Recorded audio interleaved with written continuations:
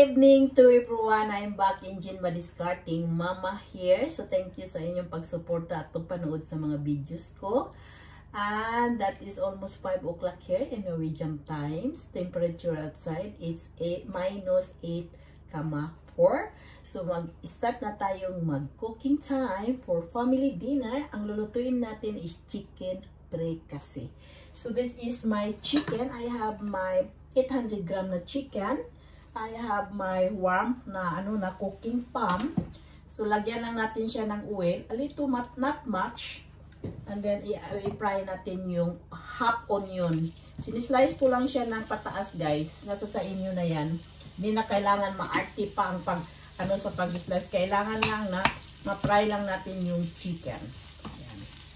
So, counting warm natin. That is, diskarte lang sa pagluto para sa pamilya natin, para may sarap tayong pagkain, di ba? And then, mag-additional lang din tayo ng garlic. Kasi yung garlic to make it extra delicious. So, yun ang mga ingredient natin. Gumamit tayong kaunting oil. Meron tang onion and garlic. Ipa-fry mo na yung chicken natin na, yung chicken breast, 800 gram. Kinakat ko lang sa slice. Medyo pusin pa siya. Pero okay na yan, guys, dahil ipa-fry naman natin dito, di ba? So, ganyan lang ang pag-fry natin muna. Tuloy-tuloy lang ang pagpa-fry sa ating chicken fricassee. Yan lang mga ingredient natin. Then, ipa-fry na natin yung chicken. Hanggang ma-fry nito. And habang maghintay tayo sa fry, mayroon akong puree. And mayroon akong celery roach. I-cut lang natin and then I have my carrots. So, ang gawin lang natin, ika-cut lang natin 2 slices yung carrots. Gumamit akong 2 small carrots, guys. Ganyan tayong magluto. Kailangan mag-discard tayo sa buhay para makakain tayong masarap na pagkain. Diba? So, i-cut lang natin ito. Yung natin, yung carrots. And 2 slices. Nasa sa inyo na lang, guys, kung ilang piraso ang gawin niyo ng carrots. Sa akin, gumamit lang kung 2 small carrots and then ito yung puree. Takat lang natin ito din ganun pa rin para siyang slice. Yan. Tuloy-tuloy lang ang habang naghintay tayo maluto yung chicken natin.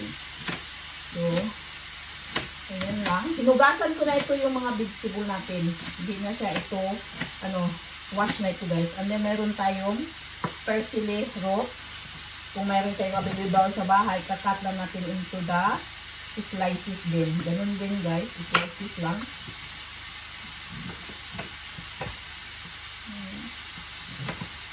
And ito, kakat lang natin.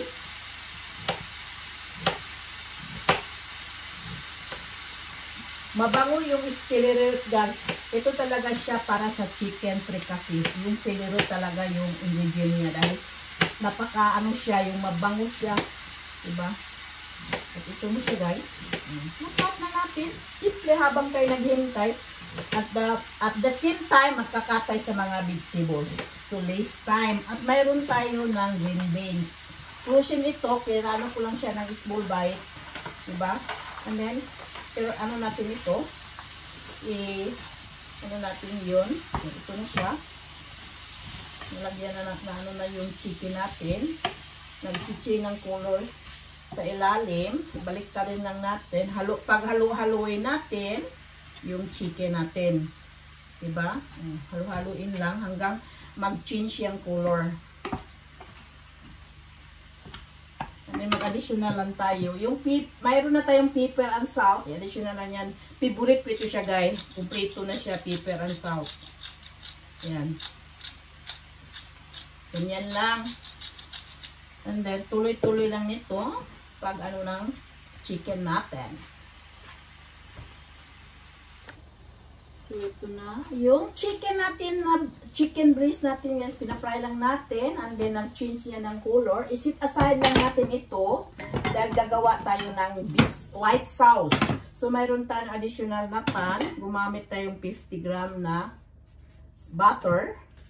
Yan, imimelt lang natin ito. Yan, and gumamit tayong ito. i-melt natin yung butter. Ganyan lang guys.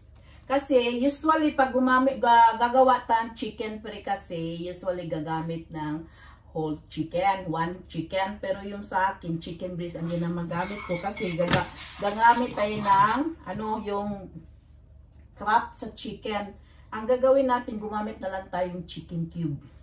Diba, discarte tayo guys. Ito na siya. Minimilk muna natin yung butter. And then mayroon akong yung 50 gram na butter at mayroon tayong 2 tablespoon na flour. And then tuloy-tuloy lang natin pag-mix nito. So ito yung dinner namin guys, family dinner. Yan.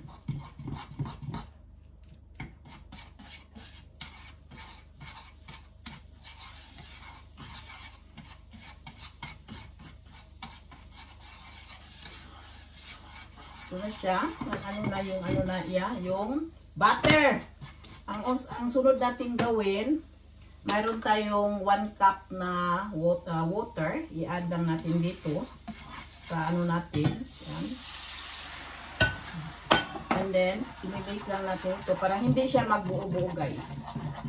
Ganyan ang paggawa ng natin. Mix lang natin. Gumamit tong plastic para hindi yung metal dahil masisira yung natin. Yung frying pan, pag metal ang gagamitin natin. Diba? So, mag-additional tayong 1 cup na water. Yan. Additional tayo dahil maano siya guys. And then, mayroon tayong, ito na kumukulo na siya. Ang gawin natin, mayroon akong chicken cube. Yan. Ganyan lang. And then, i-add natin yung carrots. Kasi yung carrots matagal maluto. And then, i-add natin yung celeros. Lahat ng mga vegetable, i-add na natin dito. Ayan.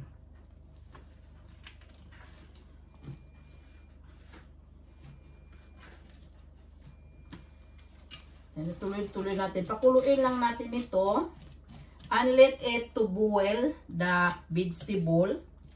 Hanggang siyang mag-tender yung yung vegetable and vegetable natin ay malambot na siya guys. Ito na siya. Pag i-add na lang natin yung Baguio beans na frozen na Baguio beans guys. Yan. Pag mayroon kayong available na Baguio beans, pwede. Mayroon kayo ng nasa sa inyo na yan. Add natin dyan.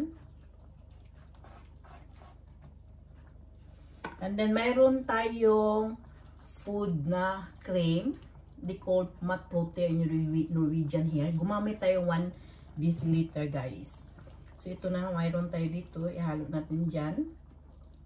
Of course, gumamit tayong salt and pepper to make it extra. Yan. And then, halo din natin. Continue halo-halo. Ganyan guys, para masarap cooking with love, di ba? Yan. Medyo malapot na natin yung natin, yung vegetable. Pakuluin lang natin ito. Let it to boil a little bit. So, para maluluto na. Yan. Hindi pa luto yung guys, yung yung celery, palulutuin muna natin. Takpan natin muna. Guys, naluto na natin yung sauce, vegetable. And it's it, para sit aside natin. Ibalik natin yung chicken. Kaya nga sinisiparit kong pagluto yung chicken at saka yung vegetable. Parang hindi siya yung ma-dry pagluluto kasi chicken breast ang ginamit natin. Kaya ang gawin ko, pinapry ko siya muna and then ibuhos na natin yung sauce dito sa chicken natin guys. Dahil ready na siya. And then lulutuin natin ulit. Parang hindi siya matigas kasi yung chicken pag tayo ng tagal na pagluluto. Yan, i-mix lang natin ito ulit sa chicken natin. Yan, ito na yung chicken fricassee. The best! Ano lang, imimix lang natin ito, pakuluin natin ulit. Yan.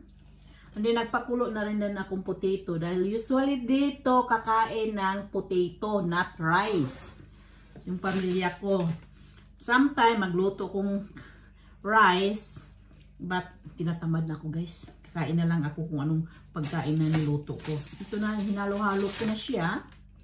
Diba? Sarap siya guys, sa totoo lang. Hindi ko siya, hinahalo yung karne na sabay-sabay sa vegetable para yung chicken natin medyo malambot pa siya, soft pa siya pagkain natin.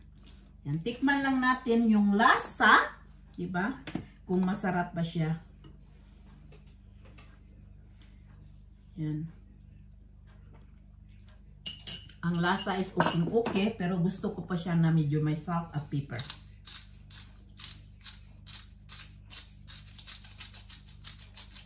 Yan.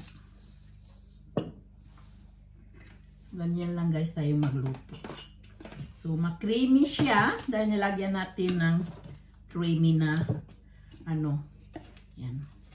So, hindi siya, yung karne natin, hindi siya medyo matigas. Dahil siniparit ko pagluto. So, ito na yung pag-ulam natin ngayon. Napakasarap and yummy! That is yummy, yummy.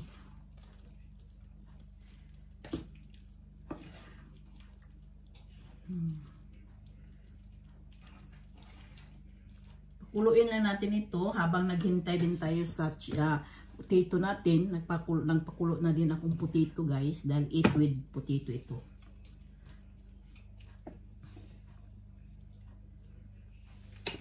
So this is my chicken fricassee guys. Eating time na tayo. So that is it, my chicken fricassee guys. That is creamy and yummy. Yan. Sinisiparit ko ang paggawa ng white sauce and vegetable hanggang siya maluto at saka ko na hinahalo sa breast chicken natin para yung chicken natin hindi siya titigas. So, natin yung luto natin guys, yung chicken na fricassee. Mainit pa siya, but tikman lang natin kung ang taste yan. Tikman natin yung taste natin. Masarap na. Yummy. Lalo yung sauce na pa-creamy. Chicken. Perfect.